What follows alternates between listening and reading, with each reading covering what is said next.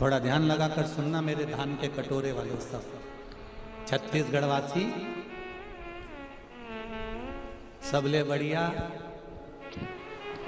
जम के बोलो जरा, सबले बढ़िया छत्तीसगढ़िया। तो मेरा छत्तीसगढ़ वालों से निवेदन है, और जितने लोग टीवी के माध्यम से कथा सुन रहे हैं और जितने लोग आस्था चैनल, फेसबुक, यूट्यूब के माध्यम से कथा सुन रहे हैं, अपने जीवन में एक बात उतार कर रखना रामचरितमानस की। रामचरितमानस में राम जी ने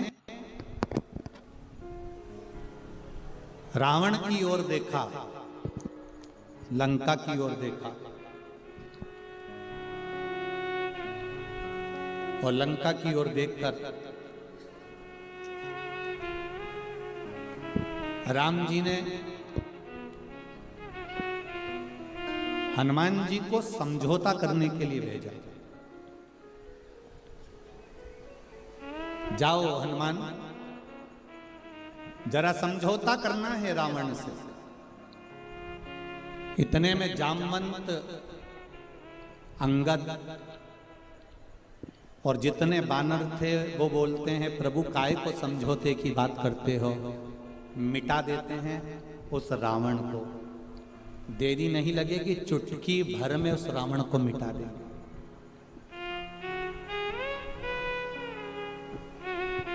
चुटकी भर में रावण को मिटा देंगे।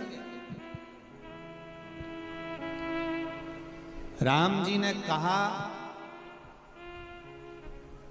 रावण को मिटाना सरल है, पर मंदोदरी के मांग के सिंदूर को मिटाना कठिन है। जरा ध्यान दीजिए, रावण को मिटाना सरल है, पर जो ये मंदोदरी ने मांग में सिंदूर धारण कर कर रखा है, जो मंदोदरी अपनी मांग में सिंदूर धारण कर कर रखी है, जो मंदोदरी अपनी मांग में कुंकू धारण कर कर रखी है, जो मंदोदरी अपनी मांग में कुमकुम रखी हुई है, इसका सौभाग्य इसके सामने है, और इसका जो भजन है, इसका जो आनंद है, इसका जो स्मरण है, वो इतना प्रबल है कि उसको मिटाना कठिन है।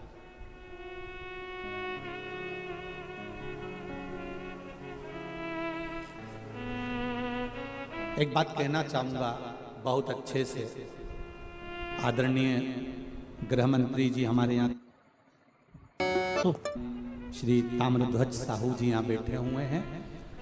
आप तो आज आए हैं, पर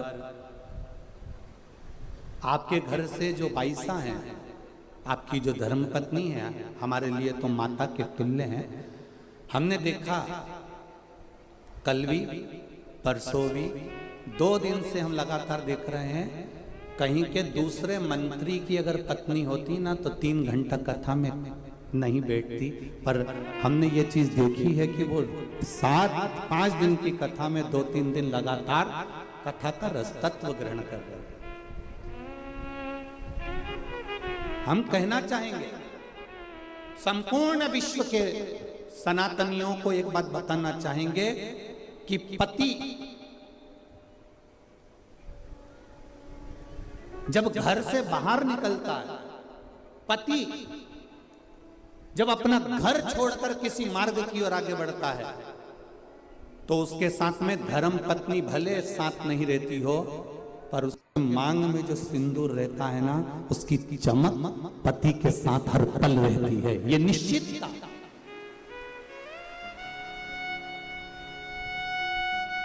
उसकी भक्ति का बल, उसके भजन का बल, उसके स्मरण का बल।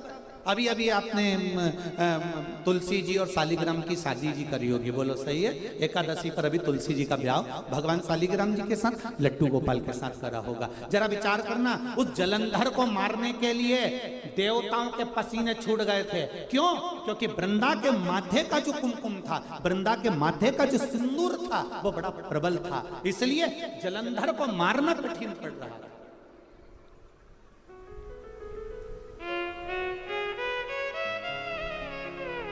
फिर करा क्या गया कि इसके सात्वित्व को डिगाया जाए, और सात्वित्व को डिगाने के लिए भेजा। जब उसका सात्वित्व डिग गया, सात्वित्व टूट गया, तब जलंधर के प्राणों को हरा गया। फिर निवेदन करूंगा, मेरी जितनी माताएं यहाँ बैठी हैं, जितनी मेरी बहन बैठी हैं, जितनी मेरी जीजियाँ बैठी हुई हैं, जितनी मेरी बेटियाँ बैठी हुई हैं, निवेदन करूँगा मंगल पाणिग्रहण संस्कार होने के बाद में, विवाह हो जाने के बाद में अपने मस्तक पर मांग में, भले आजकल तो फैशन हो गया, ज़्यादा सिंदूर नहीं लगाती हैं माताएं, कुंकू नहीं लगाती हैं, थोड़ा उनको एक अलग सा फील होता है, तो उनको वो थोड़ा, मेरा निवेदन है कि मेरी जीजियों से, मेरी माताओं से, मेरी बहनों से, मेरी बेटियों से निवेदन है, शादी होने के बाद में मांग में, और एक फिर निवेदन करूंगा, वो पेंसिल जैसी नहीं, वो पेंसिल जैसी नहीं, सिंदूर तुम्हारे पति ने जिस समय तुम मंडप के अंदर बैठी थी और चांदी के सिक्के से, कलदार से, अंगूठी से, डब्बी में से भर भर कर तेरी मांग में भरा था, ऐसा सिंदूर तुम्हारी मांग में भरा होना चाहिए, ऐसा भरा हुआ।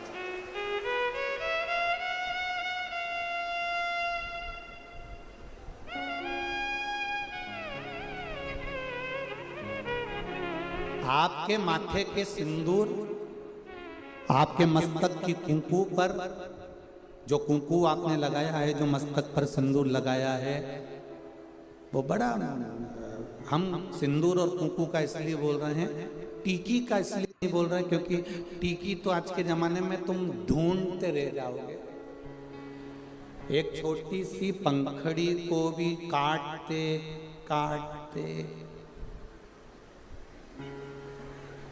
जैसे माथा की जूनी रहे,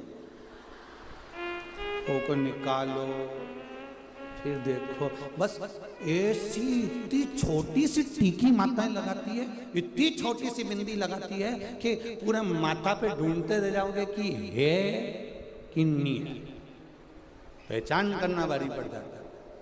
निवेदन है, बिंदी तुम लगा रहे हो, कितनी बड़ी लगा रहे हो हमें उससे मतलब नहीं है, पर मांग में थोड़ा सा सिंदूर, थोड़ी सी कुंकू, थोड़ी सी रोली, जो भी आप लगाते हो वो थोड़ा सा इस मांग में होना चाहिए।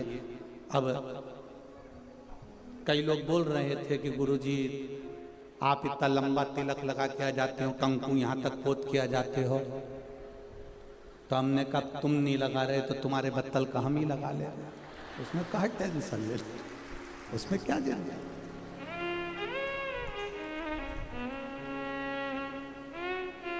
एक कथा याद आ जाती है, उस कथा में एक बार हम कथा करने के लिए काला पीपल गए, तो वहाँ कथा करने गए, तो वहाँ पर एक माता बूढ़ी बूढ़ी सी, बहुत 70-80 साल की, और कथा में आगे बैठ गई, और कथा हुई।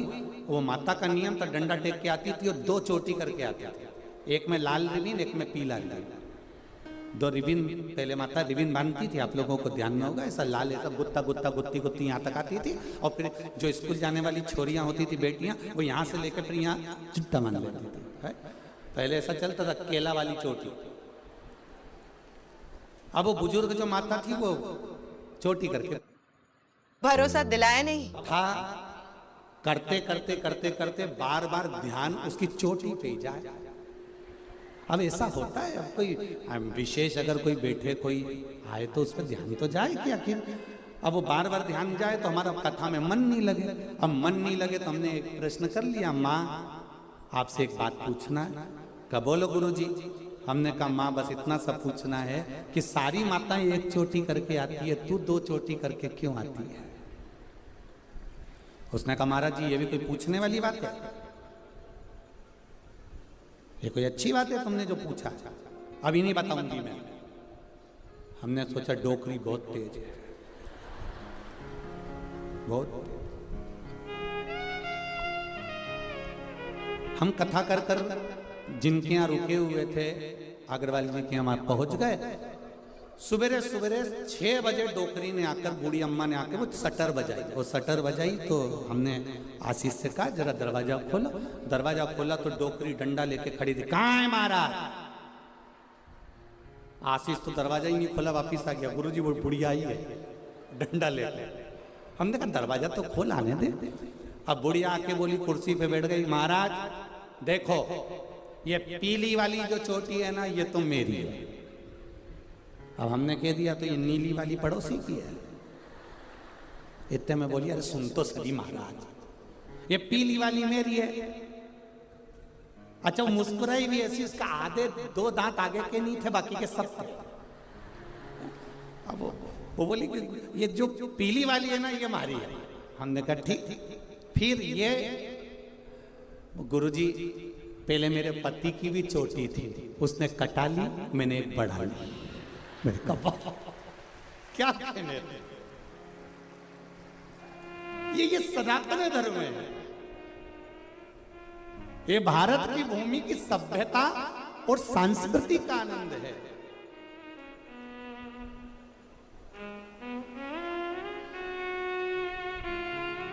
ये सुख ही दूसरा।